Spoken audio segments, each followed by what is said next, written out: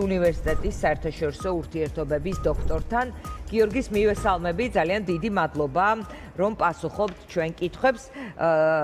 პირველ რიგში დავიწყოთ ვილაპარაკებთ იმაზე, რაც უკვე მოხდა, მაგრამ დავიწყოთ იმით, რაც მოხდება, ეს არის 15 აგვისტოს როლი, მნიშვნელობა, რა შეგვიძლია ვთქვათ ალასკაში დაგეგმილ სამიტზე და რატომ ალასკა ეს კითხვაც რამდენჯერმე გაისმა. მოგესალმებით, მადლობა მოწვევისთვის პირველ რიგში. რატომ ალასკა? ალბათ უფრო ლოჯისტიკური საკითხებიდან გამომდინარე, რომ ახლოა იმ კუთხით, რომ პუტინსაც დიდი ფრენა არ მოუწევს, უფრო სწორედ ახლოა და ტრამპსაც და ალბათ ისეთი ტერიტორიაა. ხო, სხვა, ეხა ევროპაში, ევროპის თითქმის ყველა სახელმწიფო სისხლის სამართლის საერთაშორისო სასამართლოს წევრია და იქ ახლა პუტინზე დაპატიმრების ორდერია გაცემული. რატო არ შედგა ეს თქვათ დუბაიში ან არაბთა გაერთიანებული საამიროს სხვა ქალაქში და შედგა ალასკაში? ალბათ უფრო უსაფრთხოების ზომებიდან გამომდინარე ვერ ესწრებოდა თქვათ ალბათ ხო არაბთა გაერთიანებული საამიროს ან საუდის არაბეთის მომზადება. ეს ერთი. რა მოლოდინებია ამ სამიტისგან? მე დავიწყებ იმით, რომ დიდი მოლოდინები არავის არ უნდა გქონდეს და ისტორია ამ შემთხვევაში კარგი მასწავლებელია.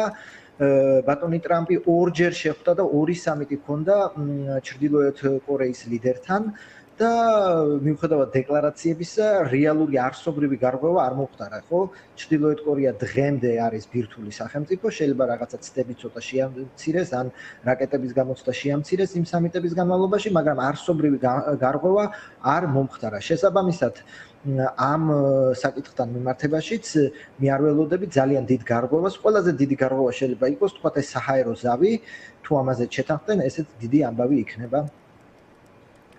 კი ბატონო, გიორგი გისმენთ. ანუ წარსულის ის სხვა ტრამპი იყო, ტრამპი 2, ტრამპ 2, როგორც ამბობენ, მისი ახალი რედაქცია, რაღაც სხვა ამბიციებით არის. მე წეგამ ციტირებდი მის პრესდივანს, თვეში ერთ კონფლიქტს ასრულებს და თითქოს ყველაფერი, მათ შორის 8 აგვისტოს სცენაც თეთრ სახლში განიხილება, როგორც მიახლოება რაღაც მშვიდობის პრემიასთან. შეიძლება ეს უტოპიურად ჟღერს ახლა, მაგრამ ამის ამბიცია რომ არსებობს ფაქტია. ხო, ამის ამბიცია ნამდვილად არსებობს.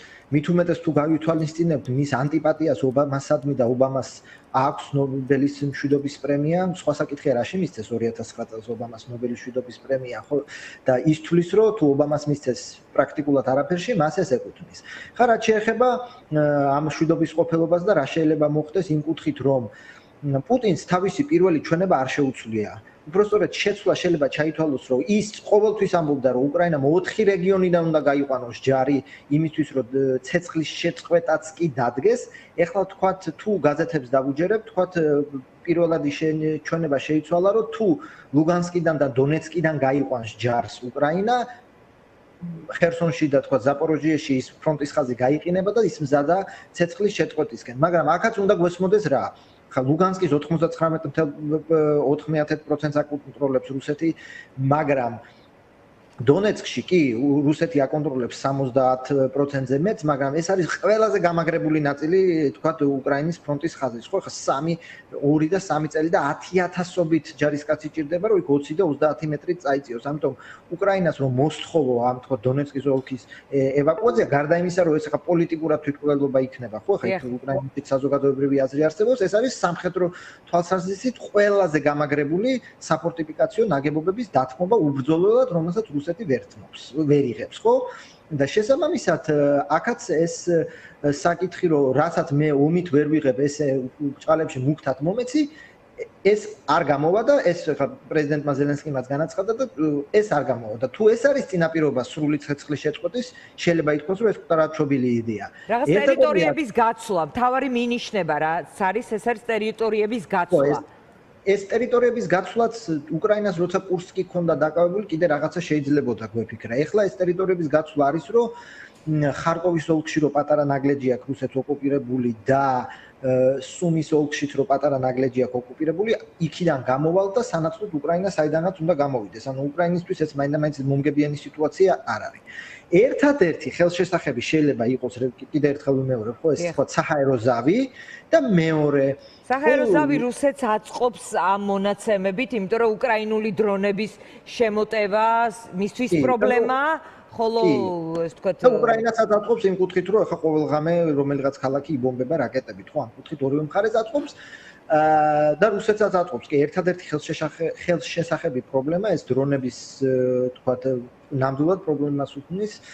და მეორე საკითხი არის უკვე უკრაინის მიღმა, ხო? ჩვენ ვიცით, რომ საუდის არაბეთში როდესაც რუბიო და ლავროვი შეხვდნენ, იქ მარტო უკრაინის თქვათ საკითხი არ განიხილებოდა, ეს იყო ორმხრივი ურთიერთობების დღის წესრიგი და დარწმუნებული ვარ, რომ ალასკაშიც მარტო უკრაინის საკითხს არ განიხილავენ, იქნება ეს სტრატეგიული ურთიერთობების გადატვირთვა, აღდგენა იქნება თუ გაგრძელება, ამ საკითხზეც იქნება მოლაპარაკებები. ანუ თუ წარმატება ამ შეხვედრის დროს ვერ იქნება უკრაინის თემაზე, იქ ომის შეჩერების საკითხზე, ისინი სხვა თემებზე ილაპარაკებენ, ანუ სხვა ინტერესის სფეროებზე ერთმანეთში? კი ბატონო, სხვა თემებზე ყველა ვარიანტში ილაპარაკებენ, მიუხედავად იმისა, იქნება თუ არა უკრაინის საკითხზე რაღაცა ხელშესახები წინსვლა.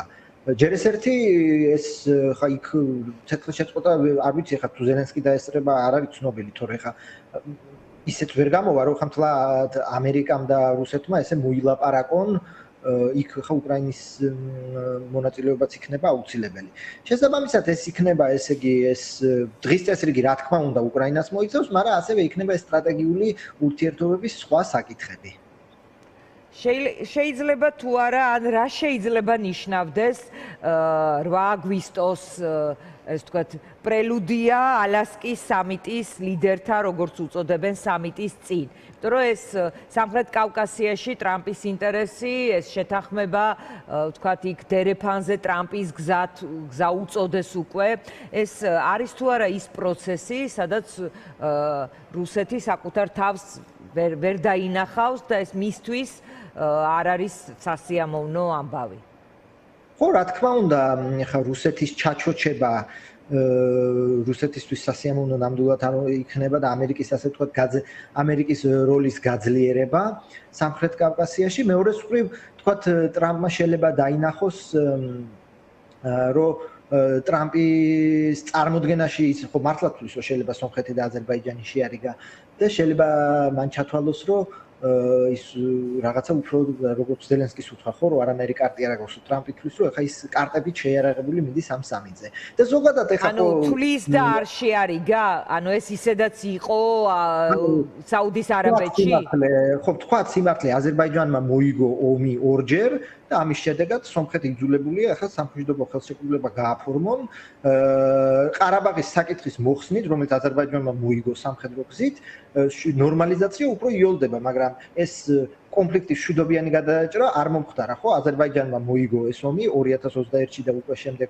2024-ში ხო თუ არ ვცდები თუ 23-ში და შედეგად 150,000-მა სომეხმა დატოვა მთიანი ყარაბაღი და დღეს სომხეთი და აზერბაიჯანი აგრძელებენ სხვათა შორის ესეც უნდა ითქვას ხო ბევრ გაზეთში დაიწერა რომ სამშვიდობო ხელშეკრულების ტექსტის პარაფირება მოხდა საგარეო საქმეთა მინისტრების მიერ ვაშინგტონში. სამშვიდობო ტექსტი ბოლომდე შეება ტექსტი შეთანხმებულია, მაგრამ სამშვიდობო ხელშეკრულება ხელმოწერილი არ არის. იქ არის საკითხები დაწყებული საზღვრის დადგენიდან დამთავრებული რაბედიელისას ამ 150,000 ადამიანის რეპატრიაცია მოხდება თუ არ მოხდება. ხო, კონსტიტუციიდან ჩანაწერის ამოღებაც ასევე არის წინაპირობა ბაქოს მხრიდან. ხო, აი იმ დეკლარაციაში ყარაბაღზე პრეტენზიას აღარ გამოაცხადებს ამ ჩანაწერის ამოღებით ოფიციალური ერევანი.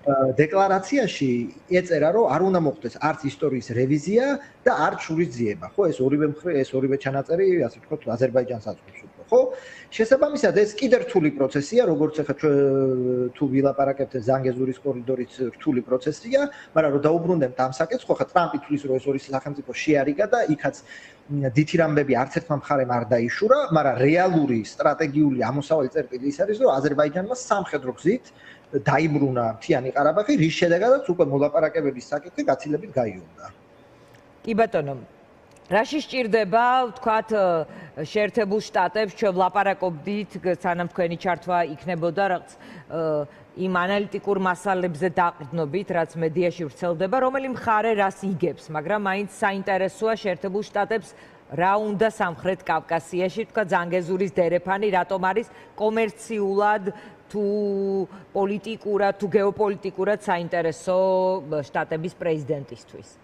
ხო, ну აქ საინტერესო იმ კუთხით არის, რომ რა თქმა უნდა ეს არის მეორე თქვა სავაჭრო გზა სამხრეთ კავკასიაში, არის შანსი რომ ამერიკულმა კომპანიებმა მოგება ნახონ, თუმცა იმ ამ უკრაინის მინერალური შეთანხმების არ იყოს, ეს არის შორი და რთული გზა, იმიტომ რომ იმ ჩანაწერშიც იყოს რომ ამერიკა და სომხეთი უნდა იპოვონ მესამე მხარე კომპანიები, რომელიც განახორციელებენ ოპერირებას და ის მოხდება სომხეთის კანონმდებლობის და სუვერენიტეტის ქვეშ და ზოგადად თქვენ შესავალშიც ახსენეთ ეს საკითხი ჩვენ რამდენად ეს გვაზარალებს თუ არ გვაზარალებს და ამაზე მინდა აუცილებლად საინტერესოა სად არის საქართველოს მთავარი კითხვა რომელიც რაღაც ფლაგმანი იყო სამხრეთ კავკასიის დასავლეთ ურთიერთობებში ხო გვაზარალებს თუ არ გვაზარალებს ამაზე პასუხი თქვა საერთაშორისო ურთიერთობებში არის ორი ხედვა ხო არის სახელმწიფოებს შორის ურთიერთობა ნულოვან-ჯამოვანი თამაში ანუ მარტივად რო ვთქვათ სხვა სახელმწიფოს ხეირი ავტომატურად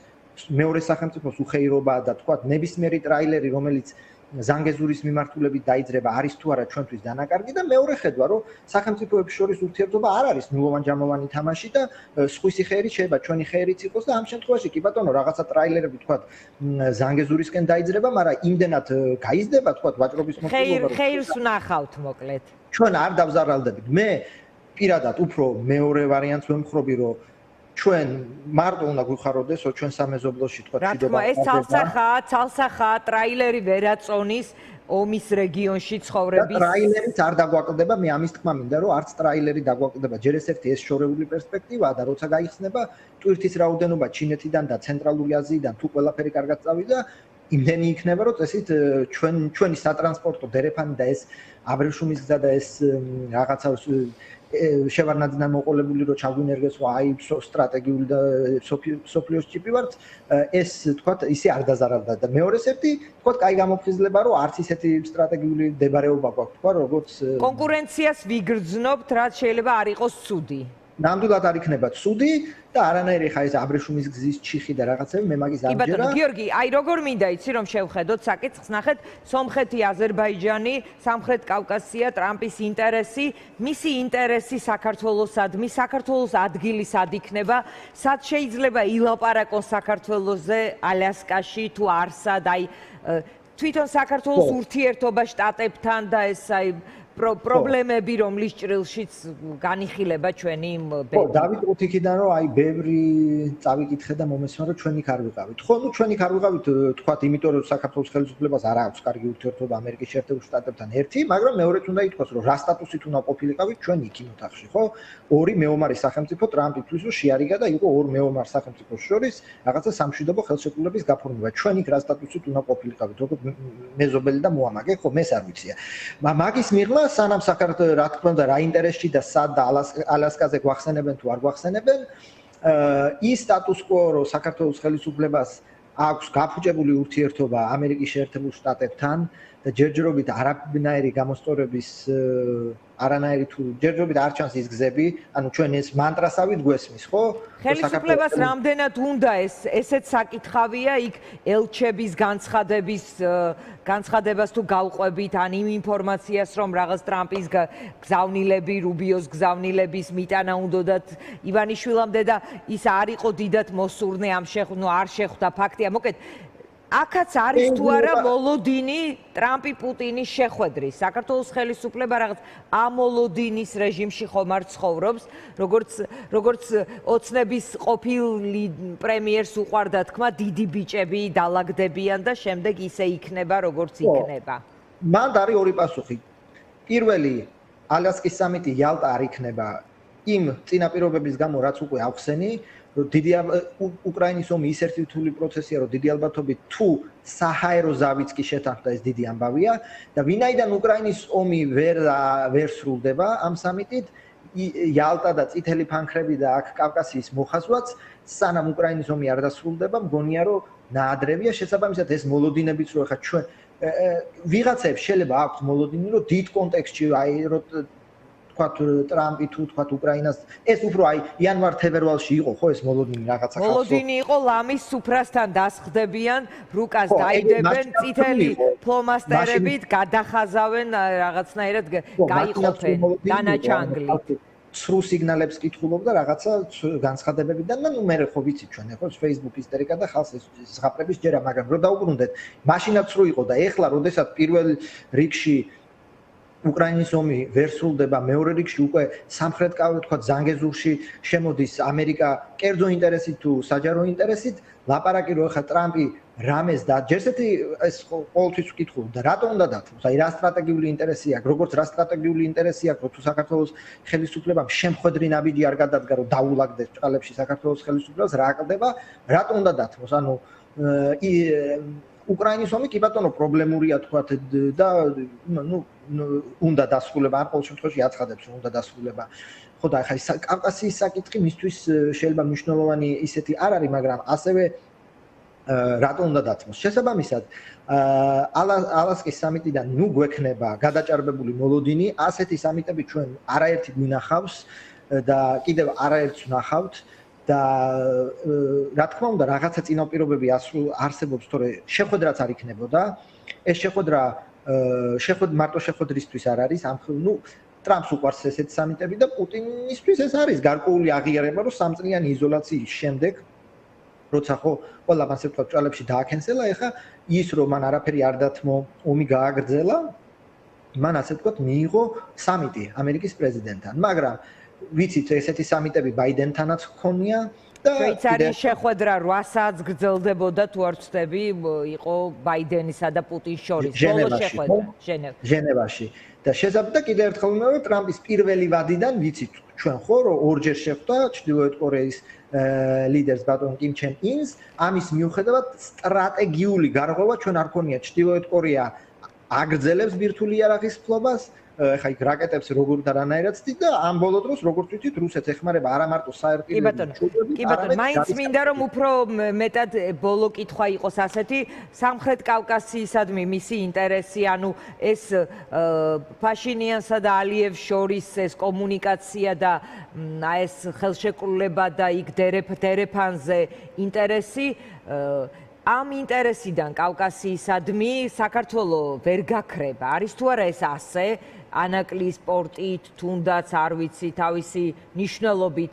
მოკლედ, ადგილზე ხომ იცით ახლა მთავარი პრობლემა რა არის? სად იქნება საქართველოს მომავალი და ეს განიხილება ამ ჭრილში, რომ ტრამპს თუ არ აინტერესებს, მაშინ მისი ადგილი იქნება რუსეთთან უფრო ახლოს, თუ ტრამპს ექნება ინტერესი შტატებს, დასავლეთს, რაღაცნაირად მეტი შესაძლებლობები იქნება, რომ მოვწყდეთ იმ ნაციის პერსონას.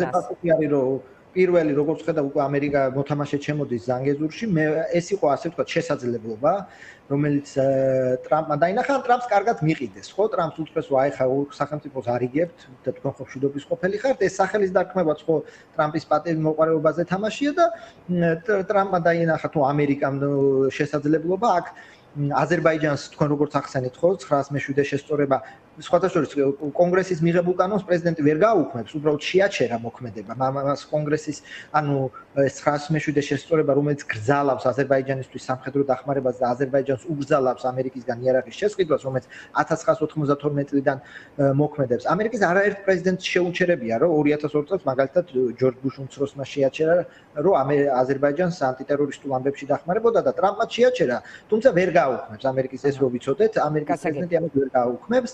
შესაბამისად ზოგადადაც ხო მარტო ტრამპი ხო არ თქვენს და მარტო ერთი კაცის ასე ვთქვათ ნებასრულზე არ არის ამ ხელქვეყნის საგარეო პოლიტიკა. ამერიკის ინტერესი რეგიონში იყო, არის და იქნება. ეს მარტივად რო ვთქვათ და შესაბამისად და როგორც არა მარტო ამერიკის, სხვა სახელმწიფოს ინტერესებიც არის, იყო და იქნება. და მე არანაირ შესუსტებას თქვა ამერიკის ინტერესის არ ველოდები. რა თქმა უნდა, ის რომ საქართველოს ხელისუფლებას ცუდი ურთიერთობა აქვს ამერიკის შეერთებულ შტატებთან რაღაცა პროცესებს აფერხებს და ეს სანამ ასე ვთქვათ უკრაინის ომი არ დასრულდება ან რაღაცა ვთქვათ კონტურები არ გამოჩნდება, ალბათ ეს საქართველოს ხელისუფლების იწილო და ეს ურაზროვნებაც გაგრძელდება, შესაბამისად დიდი გარღვევები ამ ფრონტზე ჩვენ არ უნდა ველოდებით. მადლობა გიორგი, ძალიან დიდი გიორგი ხატიაშვილს მისისიპის უნივერსიტეტის